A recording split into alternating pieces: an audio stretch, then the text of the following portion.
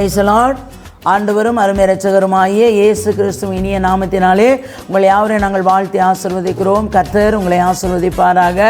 இன்றைய தேவ வார்த்தை சங்கீதம் 50வது அதிகாரம் 14வது வசனம் 15வது வசனம் சொல்லுகிறது பாருங்க. நீ தேவனுக்கு ஸ்தோத்திர பலியிட்டு உன்னதமானவருக்கு உன் பொருத்தனைகளை செலுத்து. அல்லேலூயா. நல்லா இங்கே கவனிங்க இந்த வார்த்தையை. உன் தேவனுக்கு ஸ்தோத்திர பலியிட்டு. அப்போ நம்ம ஒவ்வொரு காரியங்கள் ஆண்டவருக்கு முன்பாக ஒரு பொருத்தனை பண்ணுகிறோம். நம்மளால் என்ன முடியுமோ, ஆண்டவரே இந்த காரியத்தை எனக்கு வாய்க்க பண்ணுங்க, இந்த தடைகளை உடைத்து எல்லாவற்றையும் எனக்கு ஜெயமாய் மாற்றி கொடுங்க என்று சொல்லி ஒரு பொருத்தனை தேவனிடத்தில் செய்கிறோம். அப்போ அதை நாம் என்ன பண்ணுவோம், நீ தேவனுக்கு ஸ்தோத்திர பலியிட்டு உன்னதமான பொருத்தனைகளை செலுத்து. அப்போ பொருத்தனை பண்ணிட்டோம்னா அவருக்கு நாம் செலுத்திடணும். அல்லேலூயா. அப்போ அந்த பொருத்தனையை நாம் தாமதிக்க கூடாது.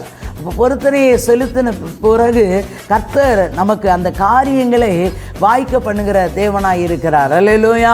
இப்போ அந்த 15வது வசனம் சொல்லுகிற பாருங்க. ஆபத்து காலத்திலே என்னை நோக்கி கூப்பிடு, நான் உன்னை விடுவிப்பேன், நீ என்னை மகிமைப்படுத்துவாய். அல்லேலூயா. அப்போ ஆபத்து வரும் பொழுது இயேசுவேன்னு கூப்பிடணும். அல்லேலூயா. சிலர் இங்கே பார்த்தீங்கன்னா சில ஆபத்து வரும் பொழுது அப்பா அம்மா அப்படி என்று கூப்பிடுவார்கள். ஆனால் முதல்ல இயேசுவேன்னு கூப்பிட்டு பாருங்க, அவர் அங்கே வந்து நிற்பார். அல்லேலூயா.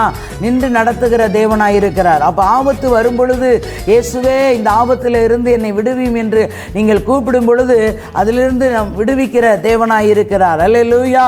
அப்போ இந்த வசனத்தை எல்லாம் நீங்கள் பிடித்து கொள்ளுங்க. இந்த வசனத்தை நீங்கள் வெளியில் போய் கொண்டு இருக்கிறீங்க, இப்படி போய் கொண்டு இருக்கிறீங்க, ஏதோ ஒரு ஆபத்து வருகிறது, வரும் பொழுது இயேசுவேன்னு கூப்பிடுங்க, அவர் கரத்தை தடுத்து நிறுத்துகிற தேவனாய் இருக்கிறார். அல்லேலூயா. அப்போ ஆபத்து காலத்தில் நோக்கி கூப்பிடு, நான் உன்னை விடுவிப்பேன், நீ என்னை மகிமைப்படுத்துவா.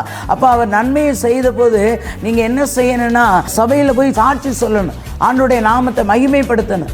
இப்படிப்பட்ட சூழ்நிலையிலிருந்து என்னை கர்த்தர் என்னை விடுவித்தார், அதுதான் அவரை மகிமைப்படுத்துகிறது.